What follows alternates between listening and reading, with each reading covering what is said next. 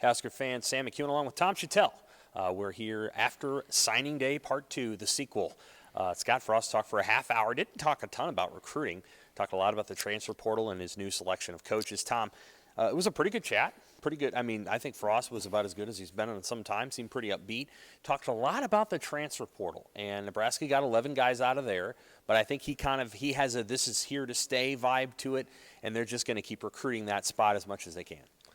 Yeah, I think this is here to stay too. I think this used to be almost a holiday in the state of Nebraska, the February signing day, and Osborne or whoever would get up there and read off every kid, and they'd hand out bios of 25 kids who are the next great Huskers, and so everybody would get excited about them.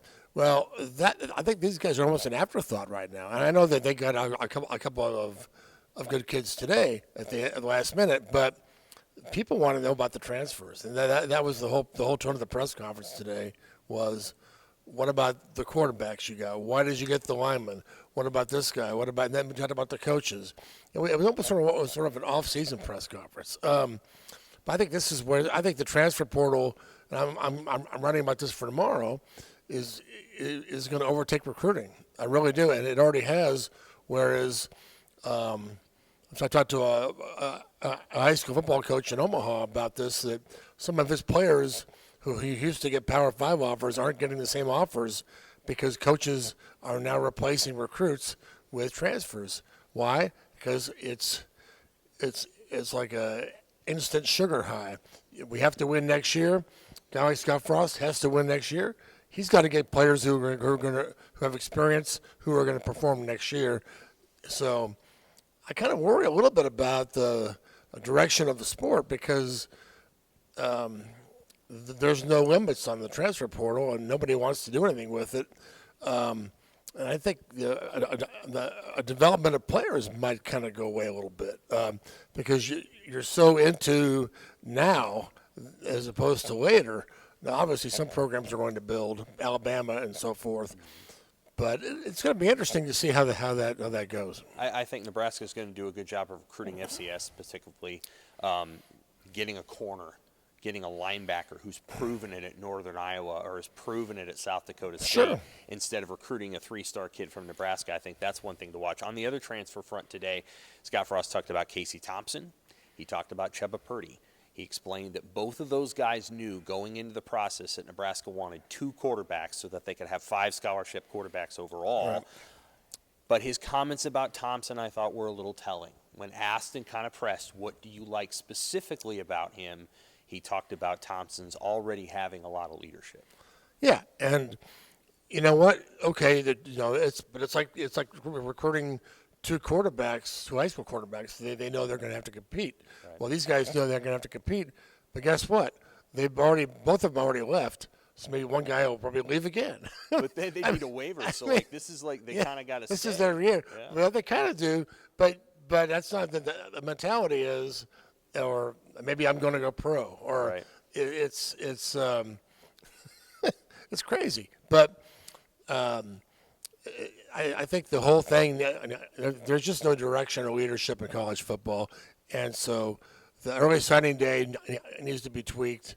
I believe the transfer portal needs to have some kind of structure, whether there's a time period where this is when you can transfer, or this is when you can do this kind of thing. Otherwise, it's just year round, and I mean they've got to go back and kind of watch who might leave between now and spring football, or do they need somebody else, or it's just and like Sam asked Scott, well, are you going to hire somebody whose job is going to be specifically to do the portal? And the answer is yeah, and you might have to have a scouting department where all they do year round is watch film of other teams, and we need a receiver. Who do you like? This guy. Now you can't go get that guy, but you keep an eye on these guys. And if you hear they're in the portal, you can watch film on them. So the bottom line is Scott needs to be a CEO more than ever, and so this is the absolute right move.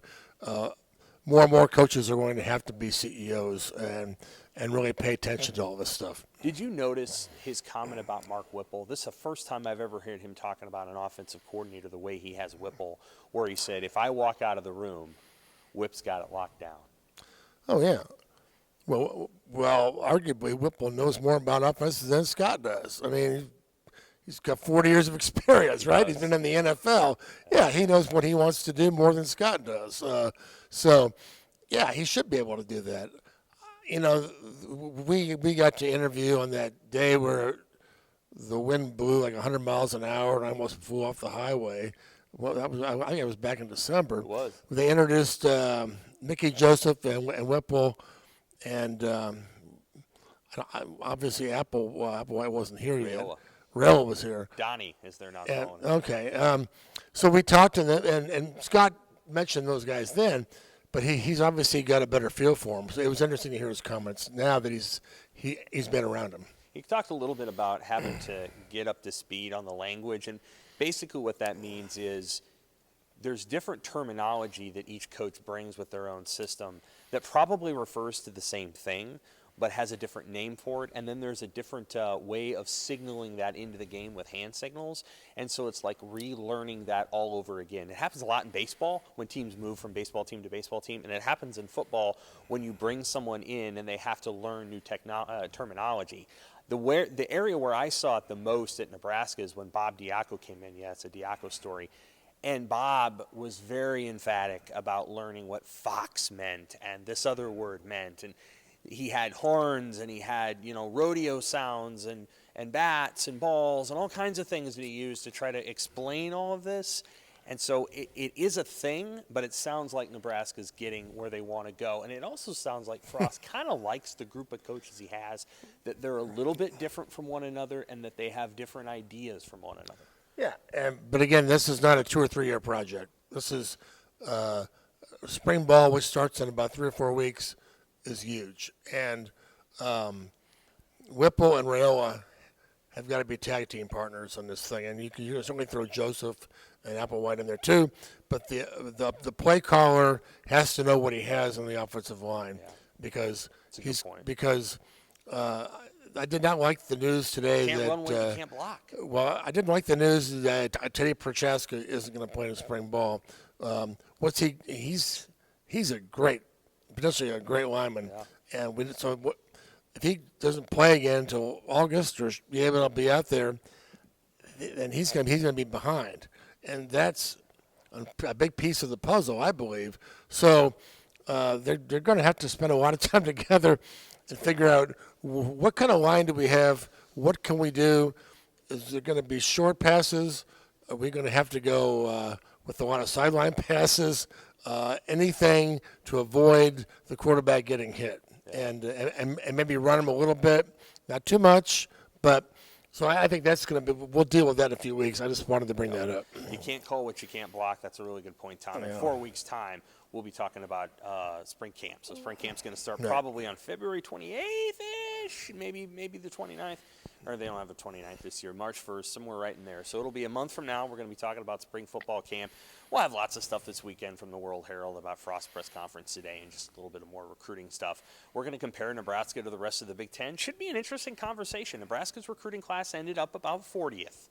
41st. It was down in the 70s. But they were number 10 in transfers. They were number 10 in transfers. That's the new ranking. That's the new one to pay attention to. The class is a little different. They got 29 guys in it. It's a little bit different put together. I like some of the skill players they have. I like some of the transfers. The transfer I may like the most may end up being the punter. Boy, they need a punter. But we'll talk about special teams another time. For Tom Shatel, I'm Sam McEwen. Thanks, Husker fans.